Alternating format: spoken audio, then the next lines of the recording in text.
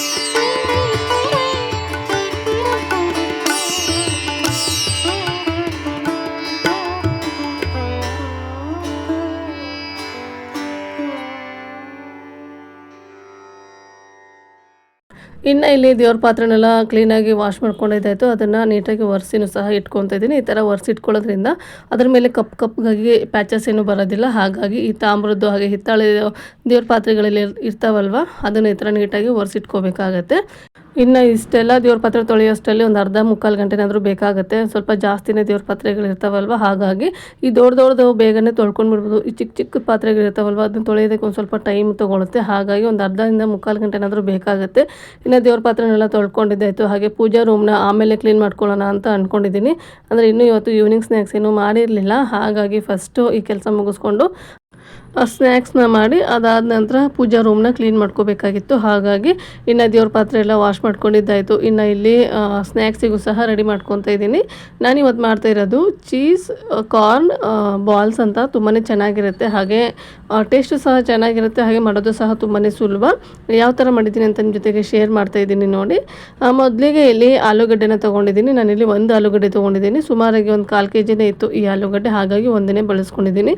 ಇದನ್ನು ಮೊದಲಿಗೆ ಬೇಯಿಸಿಟ್ಕೊಂಡ್ಬಿಡ್ಬೇಕಾಗುತ್ತೆ. ಬೇಯಿಸಿಟ್ಕೊಂಡಿರುವಂತಹ ಆಲೂಗಡ್ಡೆನ ಈ ಥರ ಕೈಯಿಂದನೇ ಸ್ಮ್ಯಾಶ್ ಮಾಡ್ಕೋಬೇಕಾಗತ್ತೆ. ನೀಟಾಗಿ ಇದನ್ನು ಸ್ಮ್ಯಾಶ್ ಮಾಡಿಕೊಂಡು ಇದ್ರ ಜೊತೆಗೇ ಕಾರ್ನ ಸಹ ಸೇರಿಸ್ಕೋಬೇಕಾಗತ್ತೆ.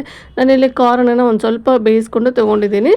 ಈ ಥರ ಬೇಯಿಸ್ಕೊಂಡು ತೊಗೊಳೋದ್ರಿಂದ ನಾವೇನು ಕುಕ್ ಮಾಡ್ತೀವಲ್ವ ಅಂಥ ಟೈಮಲ್ಲಿ ಜಾಸ್ತಿ ಟೈಮ್ ತೊಗೊಳ್ಳೋದಿಲ್ಲ. ಹಾಗಾಗಿ ನೀವು ಬೇಕಾದರೆ ಇದನ್ನು ಸ್ವಲ್ಪ ಕ್ರಷ್ ಮಾಡಿನೂ ಸಹ ತೊಗೋಬೋದು. ಕಾರ್ನನ್ನು ನಾನಿಲ್ಲಿ ಇಡೇದಾಗಿ ಹಾಗೆಯೇ ಸೇರಿಸ್ಕೊತಾ ಇದ್ದೀನಿ. ಅಂದರೆ ಕ್ರಷ್ ಏನೂ ಮಾಡಿಲ್ಲ, ಬೇಯಿಸ್ಬಿಟ್ಟು ಮಾತ್ರ ಸೇರಿಸ್ಕೊತಾ ಇದ್ದೀನಿ.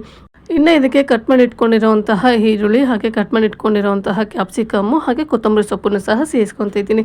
ಇಷ್ಟೇ ಸಾಕಾಗುತ್ತೆ. ನೀವು ಬೇಕಾದರೆ ಇದಕ್ಕೆ ಕ್ಯಾರೆಟು ಹಾಗೆ ಬೀಟ್ರೂಟು ಅದೆಲ್ಲ ಹಾಕ್ಕೊಂಡು ಸಹ ಮಾಡ್ಕೋಬೋದು. ನಾನು ಅದೇನು ಸೇರಿಸ್ಕೊತ ಇಲ್ಲ. ಇನ್ನು ಇದಕ್ಕೆ ಇವಾಗ ಸ್ಪೈಸಸ್ನ ಸೇರಿಸ್ಕೋಬೇಕಾಗುತ್ತೆ. ಚಿಲ್ಲಿ ಫ್ಲೇಕ್ಸು ಹಾಗೆ ಆರಿಗ್ಯಾನೋ ಹಾಗೆ ಪಿಜ್ಜಾ ಮಿಕ್ಸ್ ಬರುತ್ತಲ್ವ ಅದನ್ನು ಸೇರಿಸ್ಕೊತಾ ಇದ್ದೀನಿ.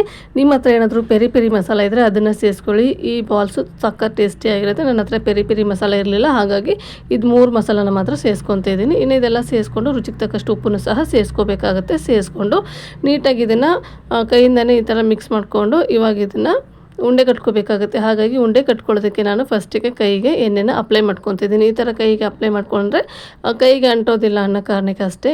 ಇನ್ನು ನೀವು ಬಾಲ್ಸ್ನ ಯಾವ ಸೈಜಿಗೆ ಮಾಡ್ತಿದ್ದೀರಾ ನೋಡಿ, ಆ ಸೈಜಿಗೆ ಈ ಆಲೂಗಡ್ಡೆ ಬ್ಯಾಟರ್ ಏನು ಮಾಡಿದ್ದೀವಲ್ವ ಅದನ್ನು ತೊಗೋಬೇಕಾಗುತ್ತೆ. ನಾನಿಲ್ಲಿ ಚಿಕ್ಕದಾಗೇ ಮಾಡ್ಕೊತಿದ್ದೀನಿ. ಈ ಪಡ್ಡು ಬರುತ್ತಲ್ವ, ಪಡ್ಡು ಗಾತ್ರದಲ್ಲಿ ಮಾಡ್ಕೊತಿದ್ದೀನಿ. ನೀವು ಅದಕ್ಕಿಂತ ದೊಡ್ಡದಾಗೂ ಸಹ ಮಾಡ್ಕೋಬೋದು. ಇನ್ನು ಇದನ್ನು ಸ್ವಲ್ಪ ಫ್ಲ್ಯಾಟ್ ಮಾಡಿಬಿಟ್ಟು ಮಧ್ಯದಲ್ಲಿ ಚೀಸ್ನ ಇಡಬೇಕಾಗುತ್ತೆ. ಚೀಸ್ನ ಇಟ್ಬಿಟ್ಟು ಈ ಥರ ಪೂರ್ತಿಯಾಗಿ ರೋಲ್ ಮಾಡಬೇಕಾಗುತ್ತೆ.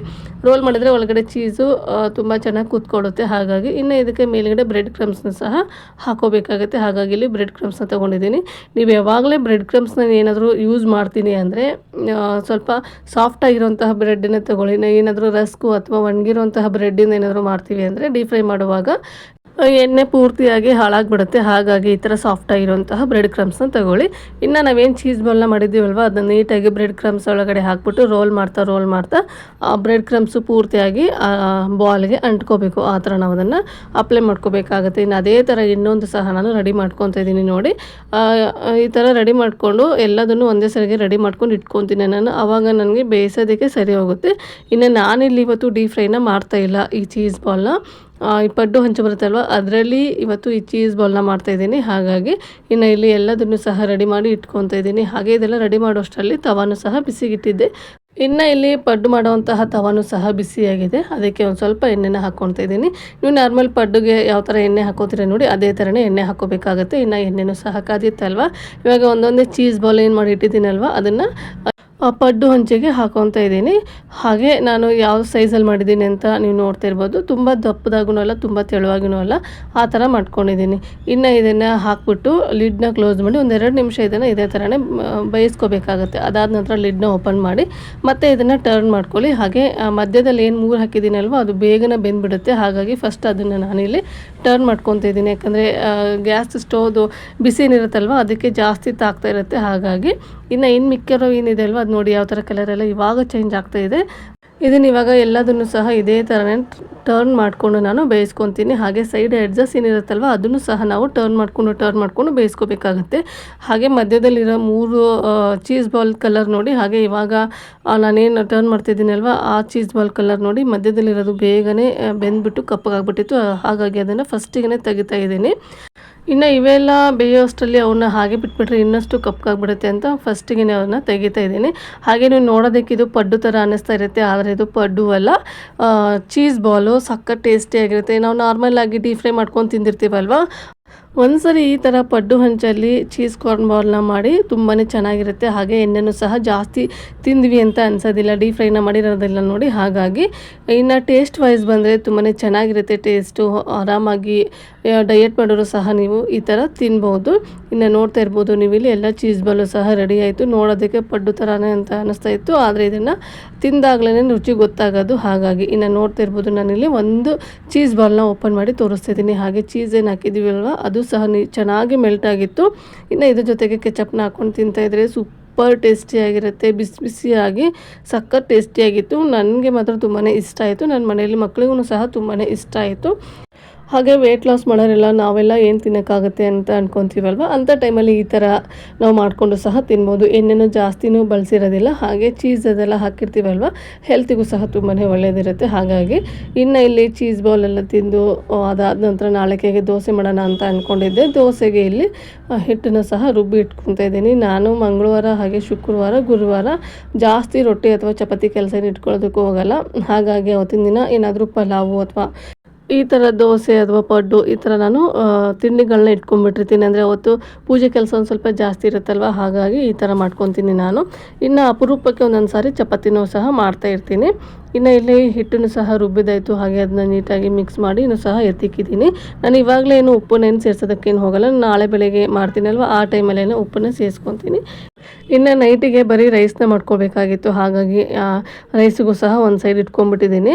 ಇನ್ನು ಇವಾಗ ಇಲ್ಲಿ ಪೂಜಾ ರೂಮನ್ನು ಸಹ ಕ್ಲೀನ್ ಮಾಡ್ಕೊಳ್ಳೋದಕ್ಕೆ ಶುರು ಮಾಡ್ಕೊಂಡಿದ್ದೀನಿ. ಒಂಚೂರು ಪೂಜಾ ರೂಮನ್ನ ಡೀಪ್ ಕ್ಲೀನಿಂಗೇ ಮಾಡೋಣ ಅಂತ ಅಂದ್ಕೊಂಡಿದ್ದೀನಿ ಇವತ್ತು. ಹಾಗಾಗಿ ಬೇಗನೆ ಕೆಲಸನೆಲ್ಲ ಮುಗಿಸ್ಕೊಂಡಿದ್ದೀನಿ.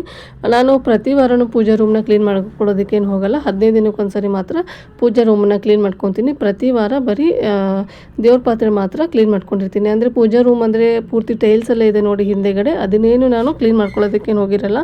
ಇವಾಗ ಫೋಟೋಸ್ ಇಡೋದಕ್ಕೆ ಸ್ಟೆಪ್ಸ್ ಏನಿದಾವಲ್ವ ಅದನ್ನು ಮಾತ್ರ ಕ್ಲೀನ್ ಮಾಡಿಕೊಂಡು ಪೂಜೆನ ಮಾಡ್ಕೊಂಡಿರ್ತೀನಿ. ಇದೆಲ್ಲ ಕ್ಲೀನ್ ಮಾಡಿಕೊಂಡು ಪೂಜೆ ಮಾಡಬೇಕಂದ್ರೆ ಟೈಮ್ ಆಗುತ್ತೆ ಅಂತ ಹೇಳ್ಬಿಟ್ಟು ಹಾಗೇ ಮಾಡಿರ್ತೀನಿ. ತಿಂಗಳಲ್ಲಿ 2 ಸರಿ ಅಥವಾ 3 ಸರಿ ಮಾತ್ರ ಪೂಜಾ ರೂಮನ್ನು ಕ್ಲೀನ್ ಮಾಡ್ಕೊಂಡಿರ್ತೀನಿ. ಹಾಗಾಗಿ ಇವತ್ತು ಸಹ ಕ್ಲೀನ್ ಮಾಡ್ಕೊಂಬಿಡೋಣ ಅಂತ ಹೇಳಿ ಪೂಜಾ ರೂಮನ್ನು ಕ್ಲೀನ್ ಮಾಡ್ಕೊತಾ ಇದ್ದೀನಿ. ಇನ್ನು ಇವತ್ತಿನ ವ್ಲಾಗ್ನ ಇಲ್ಲಿಗೆ ಎಂಡು ಮಾಡ್ತಾ ಇದ್ದೀನಿ. ನಾನು ಮಾಡಿರೋವಂತಹ ವ್ಲಾಗು, ನಾನು ಮಾಡಿರೋವಂತಹ ರೆಸಿಪಿ ನಿಮಗೆ ಯಾವ ಥರ ಅನ್ನಿಸ್ತು ಅಂತ ಪ್ಲೀಸ್ ಕಮೆಂಟ್ ಸೆಕ್ಷನಲ್ಲಿ ಕಮೆಂಟ್ ಮಾಡಿ ತಿಳಿಸಿ. ಹಾಗೆ ಇನ್ನೂ ಯಾರು ನನ್ನ ಚಾನಲ್ನ ಸಬ್ಸ್ಕ್ರೈಬ್ ಮಾಡಿಲ್ಲ ಪ್ಲೀಸ್ ಸಬ್ಸ್ಕ್ರೈಬ್ ಮಾಡ್ಕೊಂಡು ನೋಡಿ. ನಿಮ್ಮದೊಂದು ಸಬ್ಸ್ಕ್ರೈಬ್ ನನಗೆ ತುಂಬಾ ಇಂಪಾರ್ಟೆಂಟ್ ಆಗುತ್ತೆ, ಹಾಗೆ ಮೋಟಿವೇಶನ್ ಸಹ ಆಗುತ್ತೆ. ಹಾಗೆ ನಿಮ್ಮ ಫ್ಯಾಮಿಲಿ ಆ್ಯಂಡ್ ಫ್ರೆಂಡ್ಸಿಗೂ ಸಹ ಈ ವಿಡಿಯೋನ ಶೇರ್ ಮಾಡಿ. Thank you.